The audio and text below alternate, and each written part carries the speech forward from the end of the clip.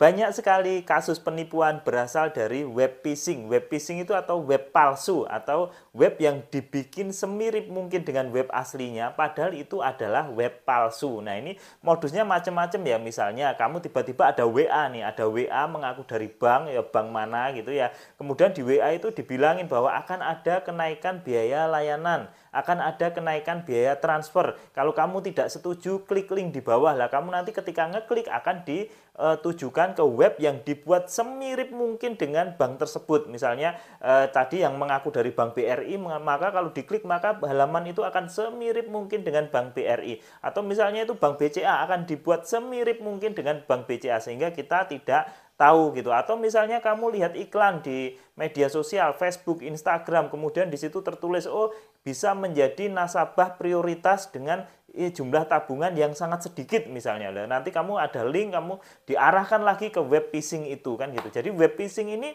kita benar-benar seolah-olah seperti web aslinya lah. Tapi nanti di web phishing itu atau web palsu itu maka akan dimintain data-data kredensial yang bisa untuk menguras rekeningmu. Misalnya nanti ditanyai username m-bankingnya, ditanyain nomor ATM-nya, kemudian kalau ada OTP masuk disuruh copy paste ke situ. Nah, sehingga penipu ini akan bisa masuk ke m-bankingmu, akan bisa mengambil uang dalam isi m-bankingmu kan seperti itu. Nah, ini banyak sekali kejadian seperti itu. Nah, banyak di antara kita tuh nggak sadar gitu loh. Banyak di antara kita tuh nggak sadar bahwa kita menginputkan itu adalah web palsu gitu. Banyak korban yang curhat ke saya gitu bahwa oh ini loh saya nginputnya ke web resmi, berarti penipu bisa masuk ke web resmi dong, berarti penipu itu kerjasama dengan bank ini, berarti penipu itu adalah orang dalam bank. Sebenarnya konsepnya tidak seperti itu. Jadi ketika kamu mengisi web phishing tadi, jadi ini web palsu tadi, nah ini kan kamu tadi ada info kemudian diarahkan ke web palsu inilah,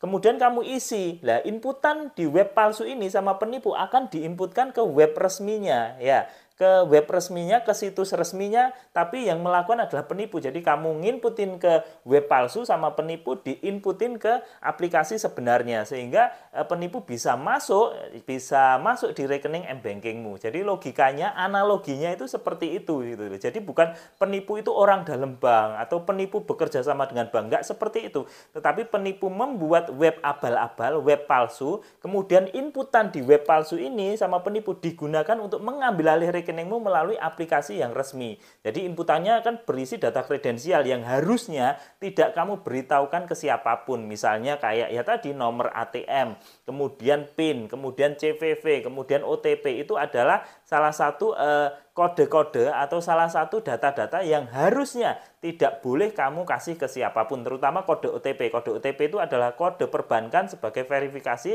yang masuk di handphonemu yang terhubung dengan perbankan. Jadi hati-hati ya dengan web phishing ini, banyak sekali modusnya. Jadi lewat WA, lewat sosial media banyak sekali. Nanti ujung-ujungnya kamu disuruh klik kemudian isi formulir. Jadi kuncinya biar kita terhindar dari web phishing atau web palsu ini adalah ketika kamu dapat informasi jangan langsung klik sembarangan kemudian isi formulir. Nah, nanti dengan mengisi formulir itu, dengan mengisi data-data kredensial yang seharusnya nggak boleh kamu tampilkan, yang seharusnya nggak boleh kamu kasih tahu ke siapapun, bisa jadi uangmu melayang. Ingat, jangan klik sembarangan kemudian isi formulir karena bisa jadi web yang kamu isikan itu adalah web palsu, bukan web resmi. Tetap waspada.